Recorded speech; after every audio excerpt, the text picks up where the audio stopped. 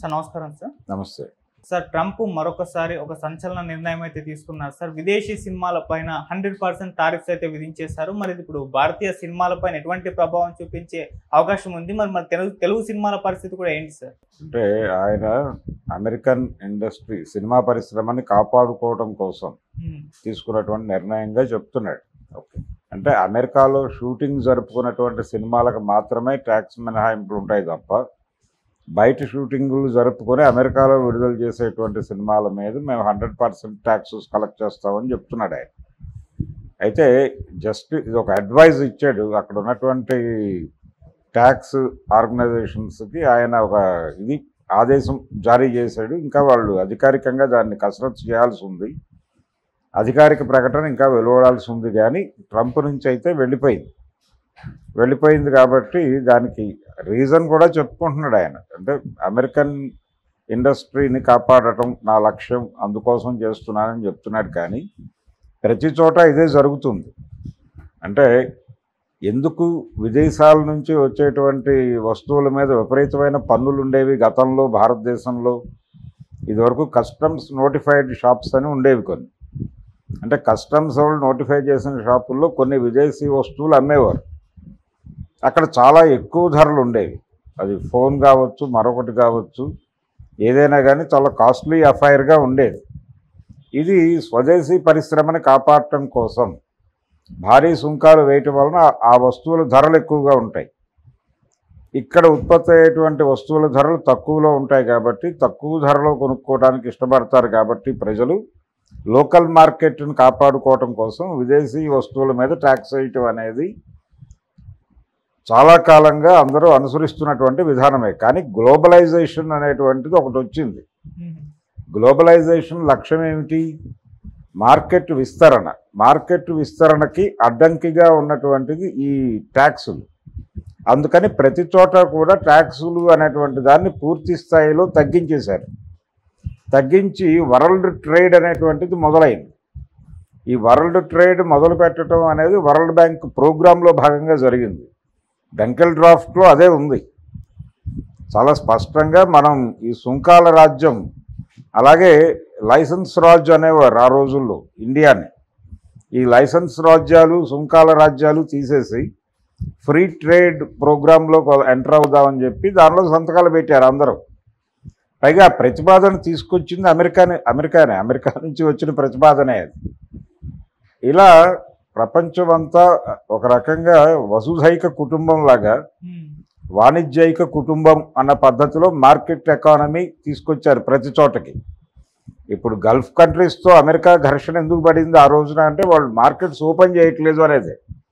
అందుకనే గల్ఫ్ వార్కి వాళ్ళు నాంది పలికారు. ఎందుకు ఇస్లాంతో అమెరికాకి కాన్ఫ్లిక్ట్ ఏమిటి? వాళ్ళు మార్కెట్ ఎకానమీకి అనుకూలమైనటువంటి మతం కాదు అది. అందుకని ఇస్లాంతో ఘర్షణ ఉంది అమెరికన్ ఎకానమీకి ఉంది. అందుకని ఎటు చూసినా మార్కెట్, వరల్డ్ మార్కెట్, దీని మీద దృష్టి పెట్టాల్సినటువంటి అమెరికా కుంచుకుపోయి ఇలా వ్యవహరించడం అనేది చాలామందికి మింగుడు పట్టడం లేదు. ఇప్పుడు ప్రధానంగా చైనాతో ఒక యుద్ధం ఉంది వాళ్ళకి. సినిమా కన్జంప్షన్లో ఎక్కువ శాతం చైనాలో జరుగుతోంది. అదే జనాభా రీత్యా కావచ్చు. ఆ తర్వాత అతిపెద్ద మార్కెట్ ఇండియానే. ఇప్పుడు భారతదేశం కూడా, అంటే ఇక్కడ ఫిల్మ్ మేకర్స్ కూడా వెళ్ళిపోయి అక్కడ షూటింగులు చేయాలి. ట్యాక్స్ ఎగ్జంప్షన్ రావాలంటే వెళ్ళిపోయి హాలీవుడ్లో షూట్ చేయాలి. హాలీవుడ్లో షూట్ చేసిన వాళ్ళకి ట్యాక్స్లు ఉండవు. అలా కాకుండా రామోజీ ఫిల్మ్ సిటీలో షూట్ చేసి అమెరికాలో రిలీజ్ చేస్తే ట్యాక్స్ ఉంటుంది. అందుకని ఇప్పుడు ఇమ్మీడియట్గా అందరూ కూడా, అంటే గతంలో ఇక్కడ ఒక పద్ధతి ఉండేది. ఆంధ్రప్రదేశ్లో షూట్ చేసినటువంటి ఉమ్మడి రాష్ట్రం రోజుల్లో సినిమా పరిశ్రమని ఆంధ్రప్రదేశ్కి అట్రాక్ట్ చేయడం కోసం ప్రభుత్వం కల్పించినటువంటి ఒక రాయితీ. ఆంధ్రప్రదేశ్లో ఇంత % షూట్ చేస్తే మేము ఇంత డబ్బులు ఇస్తామని చెప్పి ఒక ఆఫర్ ఇచ్చారు. ఆ ఆఫర్ మేరకు అంత % ఆంధ్రప్రదేశ్లో షూట్ చేసేలాగా ప్రయత్నాలు జరిగేవి. పర్టికులర్గా లో